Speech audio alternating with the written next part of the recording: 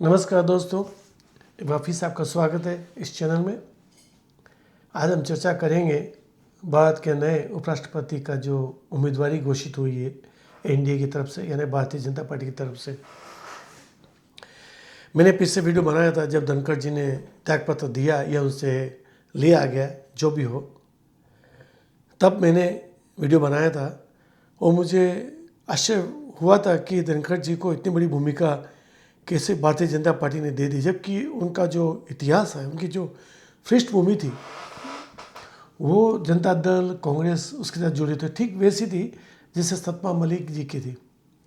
और सतपाल मलिक जी को भारतीय जनता पार्टी ने अवसर दिया, स्पेस दिया, एक मौका दिया, क्योंकि वो जब भारतीय जनता पार्टी सत्ता पर आई तब कश्मीर के वो शायद राज्यपाल थे, या बाद में जब यह धारा 370 हटाने का समय तब राज्यपाल सतपाल मलिक जी थे, तो उन पर दांव खेला मोदी जी ने, भारतीय जनता पार्टी ने। और जगदीप धनखड़ जी के साथ भी ऐसा ही कुछ, उनकी भी ऐसी पृष्ठभूमि थी कि जनता दल, कांग्रेस से जुड़े हुए थे, यानी वो भारतीय जनता पार्टी के विचारों से ओत प्रोत नहीं थे। उनका भारतीय जनता पार्टी के साथ दूर दूर तक वो कनेक्शन नहीं था, न ही आरएसएस के साथ उनका जो था। तो ये जो उनका जो पृष्ठभूमि थी भारतीय जनता पार्टी के विचारों से मेल नहीं खा रही थी। मुझे आश्चर्य है कि मोदी जिन्होंने बंगाल का राज्यपाल बनाया और फिर उपराष्ट्रपति पद के लिए भी उनका नाम चुना, शायद उनकी वजह यह है कि सतपाल मलिक की तरह धनखड़ जी भी जाट से जुड़े हुए जाट थे। उनका जाट होना ही शायद उनका सबसे बड़ा पक्ष रहा हो शायद। मगर जिस तरह से घटनाक्रम हुआ बाद में आगे चलकर और धनखड़ जी से त्यागपत्र लेना पड़ा, या उन्होंने दिया या उनसे दिलवाया गया, लिया गया, जो कुछ भी रहा हो, पर्दे के पीछे की जो भी कहानी रही हो, मगर यह स्वाभाविक था कि ऐसा हो सकता था, क्योंकि उनका भारतीय जनता पार्टी के साथ कोई संबंध नहीं था, विचारधारा नहीं थी, न हृदय से संबंध था, को मेल नहीं खाता था। सिर्फ एक उन्हें और ज़्यादा रूम चाहिए था, ज़्यादा स्पेस चाहिए था, ज़्यादा महत्व चाहिए था उनको एज ए उपराष्ट्रपति के पद के लिए।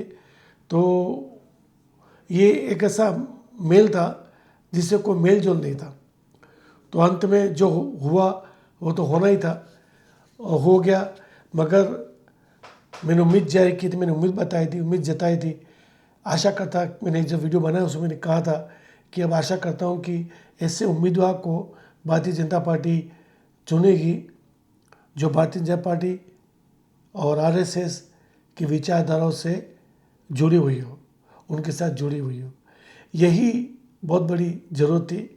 भारतीय जनता पार्टी को अभी बहुत आगे काम करना है और उनके काम में कोई बीच में ऐसा व्यक्ति ना आ जाए, ऐसी कोई धारा ना आ जाए जो भारतीय जनता पार्टी के काम को हटाने की कोशिश करे, उसे भूस्खलन की तरह काम करे। जैसा कि जगदीप धनखड़ जी ने, जैसी खबरें आ रही हैं, ऐसा लगता था कि वो शायद लैंडस्लाइड करने की कोशिश कर रहे थे भारतीय जनता पार्टी की सरकार को, भूस्खलन जैसी घटना या बादल फटने जैसा वो काम कर रहे थे। मुझे शक हुआ था उस समय जब उनके इस्तीफे, उनके त्यागपत्र के 2 दिन पहले, कि शायद 1 दिन पहले, वो अरविंद केजरीवाल से मिलने गए थे। अरविंद केजरीवाल जी उनसे जो मिले गए, मुझे बहुत आश्चर्य हुआ कि अरविंद केजरीवाल जी संजय सिंह को लेकर उपराष्ट्रपति से मिले क्यों गए। उनके पास कोई ऐसी संवैधानिक पद नहीं है कि उनको उनकी ज़रूरत पड़े। तो ये कुछ समय से जो षड्यंत्र चल रहा हो या जो मिली भगत चल रही हो, जो कुछ भी हो रहा हो, मुझे लगता है ये जो अरविंद केजरीवाल जी से जो मिलना था उनका, वो शायद अंतिम तीर था। उन्होंने लगाने की कोशिश की और तीर काम नहीं आया और तीर उल्टा उनके ऊपर पड़ा। तो ये इससे हुआ कि उनका भारतीय जनता पार्टी के साथ कोई सीधा संबंध नहीं था, इससे उन्हें कोई लगाव नहीं था, कोई जोड़ मेल, हृदय से कोई संबंध नहीं था। तो उनके जाने के बाद मुझे ऐसा लगा था कि अब शायद ऐसा व्यक्ति आएगा इस संवैधानिक पद के लिए जो आरएसएस और बीजेपी से जिसका जुड़ा हो। और अभी श्री राधाकृष्ण जी का जो चयन हुआ तो उनकी सबसे बड़ी बात थी, जैसे धनखड़ जी जाट थे तो यहाँ राधा कृष्ण जी तमिलनाडु से मुझे भी अच्छा लगा। व्यक्तिगत रूप से मैं भी इस बात की सराहना करता हूँ कि उन्हें इस ऊंचे पद पर उनको बिठाया। ये बहुत अच्छी बात है, बहुत अच्छा संकेत है। ये भारतीय जनता पार्टी की दक्षिण के प्रति क्या नीति है ये दिखाता है, ये दर्शाता है और अच्छी भावना दिखाने की कोशिश की है। हालांकि मोदी जी ने इसके पहले भी कई बार कई मौक़ों पर तमिलनाडु के प्रति उन्होंने अपनी सद्भावना व्यक्त की है, बताई है और आगे बढ़कर उन्होंने काम किया है। हालांकि उन्हें तमिलनाडु से अभी इतना स्नेह मिला नहीं है, मगर फिर भी मोदी जी जिस प्रकार से सिखों के प्रति बहुत ही आश्वस्त, बहुत ही सद्भावना से पूर्ण है, उसी तरह तमिलनाडु के प्रति भी उनकी भावना बहुत ही अच्छी है। मगर दोनों जगह से उन्हें भी इतना फल नहीं मिला है, प्रतिफल नहीं मिला है, वहाँ से ऐसा रिस्पॉन्स नहीं मिला है। मगर फिर भी ये लंबी रेस का घोड़ा है, पंजाब और तमिलनाडु लंबी रेस का घोड़ा है। और इस ऐसी घटनाओं से जैसे कभी राधा कृष्ण जी को का चयन किया तो ये बहुत अच्छी बात है। इससे ये लंबे समय में जड़ मजबूत करेगा भारतीय जनता पार्टी की। तो राधा कृष्ण जी के चयन से कई चीज़ें हल हुई। राधा कृष्ण जी आरएसएस से भी जुड़े हुए, जनसंघी भी थे पुराने।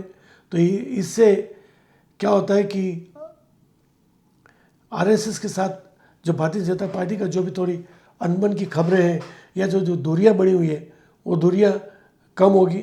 अभी हमने देखा कि मैंने उससे वीडियो भी बनाया कि मोहन भागवत जी और नितिन गडकरी जुगलबंदी के बारे में ये ऐसा इस शीर्षक से मैंने एक वीडियो भी बनाया है। भागवत जी ने आज़ादी के 15 अगस्त के कुछ 2 दिन पहले एक सभा में भाषण में कुछ निराशा व्यक्त की थी कि शिक्षा का और स्वास्थ्य का व्यावसायीकरण हुआ है और आम आदमी से ये दूर जा चुकी है। ये शिक्षा के बारे में मैंने भी एक वीडियो बनाया है, आपने शायद देखा होगा, आप देख सकते हैं।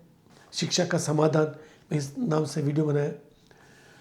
तो उन्होंने मेरी शिकायत, मैंने उस समय मुझे मोहन भागवत जी से थोड़ी निराशा हुई कि इतने बड़े पद पर, इतनी बड़ी गरिमापूर्ण पद पर बैठकर जिससे भारतीय जनता पार्टी दिल से जुड़ी हुई है, हालांकि थोड़ी दूरियां अवश्य आई मगर वो अल्पकालीन थी, उनका इस तरह से निराशा व्यक्त करना मुझे आश्चर्य हुआ कि क्या बात है, ऐसा क्या हो गया कि वे सीधे फ़ोन करके मोदी जी को नहीं बोल सकते थे।